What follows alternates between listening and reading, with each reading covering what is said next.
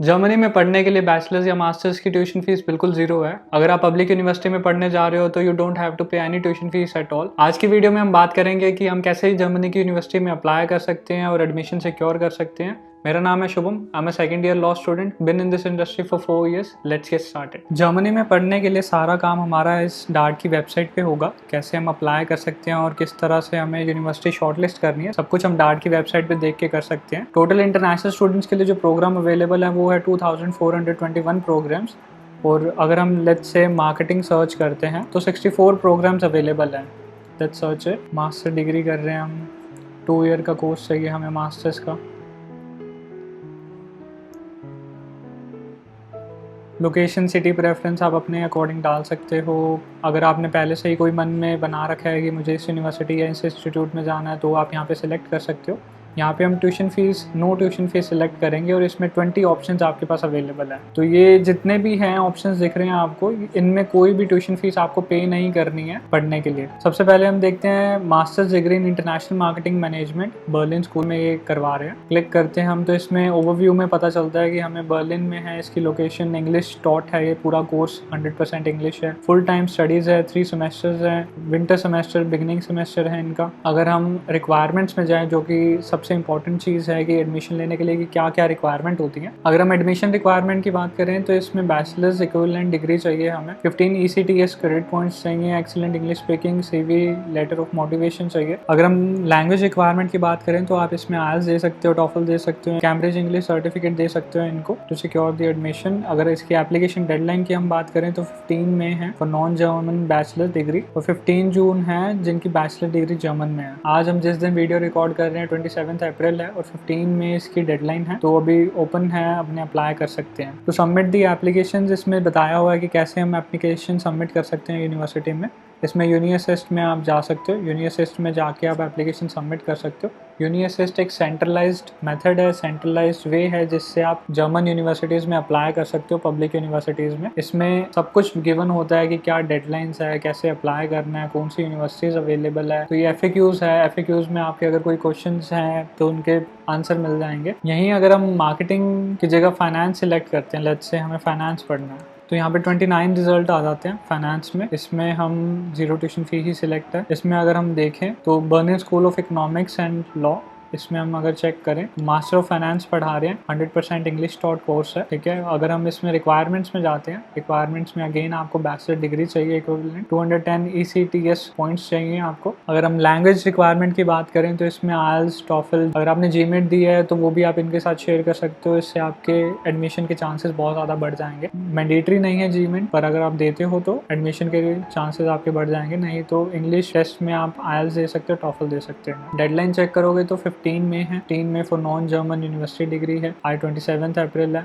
इसमें भी काफ़ी टाइम पड़ा, आप सबमिट कर सकते हो एप्लीकेशन। इसमें भी आप यूनिअसिस्ट के थ्रू अप्लाई कर सकते हो, यूनिअसिस्ट का ये रहा, इसमें जाके आप अपनी एप्लीकेशन सबमिट कर सकते हो इस यूनिवर्सिटी के लिए, Berlin school of economics and law. In short आप अगर देखोगे तो अप्लाई करने के लिए या तो इसमें यूनिअसिस्ट की वेबसाइट गिवन होगी, या तो यूनिवर्सिटी की ही वेबसाइट गिवन होगी कि वहाँ जाके आप अप्लाई कर सकते हो यूनिवर्सिटी की वेबसाइट पे, या फिर आपको डॉक्यूमेंट्स कुरियर करने पड़ सकते हैं। कुछ यूनिवर्सिटी की रिक्वायरमेंट होती है कि आपको डॉक्यूमेंट्स हमें कुरियर करने होंगे एप्लीकेशन सबमिट करने के लिए। तो इन 3 तरीके से एप्लीकेशन सबमिट होती है। How to submit the application उसमें मेंशन होगा एग्जैक्टली कि यूनिवर्सिटी के थ्रू करनी है, कुरियर के थ्रू करनी है, या फिर यूनिवर्सिटी की वेबसाइट के थ्रू करनी है। I will be attaching the website link below, make sure you check it out. उसमें सब कुछ डिटेल्स गिवन है कि कैसे, कहाँ, कब अप्लाई करना है, सब रिक्वायरमेंट्स भी मेंशन है। यूनिवर्सिटी के थ्रू अप्लाई करना बिल्कुल आसान है। जस्ट आपको अपना फॉर्म फिल करना है और फॉर्म फिल करने के बाद आपके पास ऑप्शंस आएंगे कि किस किस यूनिवर्सिटी में आप अपनी प्रोफाइल सेंड करना चाहते हो। जो भी आपकी फर्स्ट एप्लीकेशन होगी उसके लिए वो 75 यूरो चार्ज करेंगे। विद एवरी न्यू एप्लीकेशन वो $30 ईच चार्ज करेंगे। And I would highly recommend कि आप 6 to 8 यूनिवर्सिटीज में अप्लाई करके रखो, ताकि आपके पास 3 to 4 एटलीस्ट एक्सेप्टेंस आए और उसमें से आप चूज कर सको कि कहाँ आपने पढ़ने जाना है। अगर आप 6 यूनिवर्सिटीज में अप्लाई करते हो तो आपका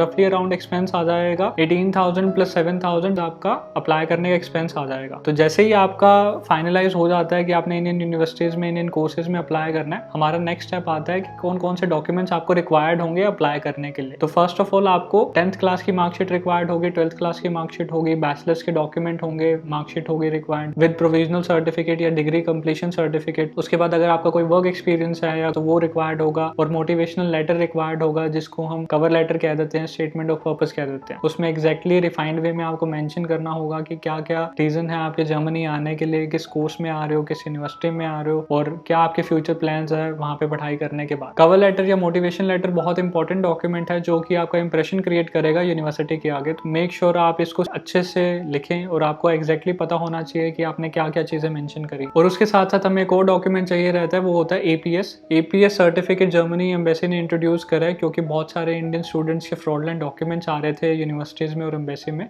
इसलिए उन्होंने एक वेरिफिकेशन प्रोसेस लेकर आए हैं जिसको एपीएस कहते हैं। इस एपीएस सर्टिफिकेट के बिना आप ना तो यूनिवर्सिटीज में अप्लाई कर सकते हो, ना आप अपनी वीजा फाइलिंग कर सकते हो। This is the most important document you can have to apply in the universities और for the visa filing. APS apply करने के लिए आपको पासपोर्ट की रिक्वायरमेंट होगी, अपनी marksheet 10th class 12th class bachelors की मार्कशीट विद कंप्लीशन या provisional certificate. Along with that आपको एक लैंग्वेज प्रोफिशिएंसी टेस्ट दिखाना होगा जो भी आपने टॉफल या आईएलटीएस दी है, तो वो साथ में अटैच होगा। उसकी कॉपी कुरियर होगी जर्मन एम्बेसी दिल्ली में, वहां से अप्रूव होते ही आपके पास एपीएस सर्टिफिकेट आता है। वो एपीएस सर्टिफिकेट साथ में सबमिट होता है आपके डॉक्यूमेंट्स के जब आप यूनिवर्सिटी में अप्लाई करते हो, और उसके बिहाफ पे ही यूनिवर्सिटी आपका डिसीजन देती है कि आपको ऑफर लेटर देना है या नहीं देना है। उसके बिना आप एप्लीकेशन सबमिट ही नहीं कर सकते हो। एपीएस अप्रूव होने में 45 to 50 डेज लग जाते हैं और इसकी एप्लीकेशन फीस 18,000 रुपीज होती है। एपीएस सर्टिफिकेट आप ही ही ईमेल आईडी पे आ जाता है, जो एप्लीकेशन सबमिट करते टाइम आपने ईमेल आईडी मेंशन करी थी उसी ईमेल आईडी पे ही आपका एपीएस सर्टिफिकेट आ जाता है। यहाँ पे बहुत सारे स्टूडेंट्स का ये डाउट आ जाता है कि हमें जेआरई जीमेट का एग्जाम देना पड़ेगा या नहीं देना पड़ेगा। तो आई वुड हाईली रिकमेंड कि अगर आपका जेआरई जीमेट होगा तो आपके एप्लीकेशन के एक्सेप्ट होने के चांसेस बहुत ज्यादा हाई होंगे। ऑलरेडी आप उन यूनिवर्सिटीज को टारगेट कर रहे हो जो कि इंटरनेशनल स्टूडेंट्स के लिए फ्री है, तो ये ऑब्वियस सी बात है कि उसमें बहुत सारा कंपटीशन होगा,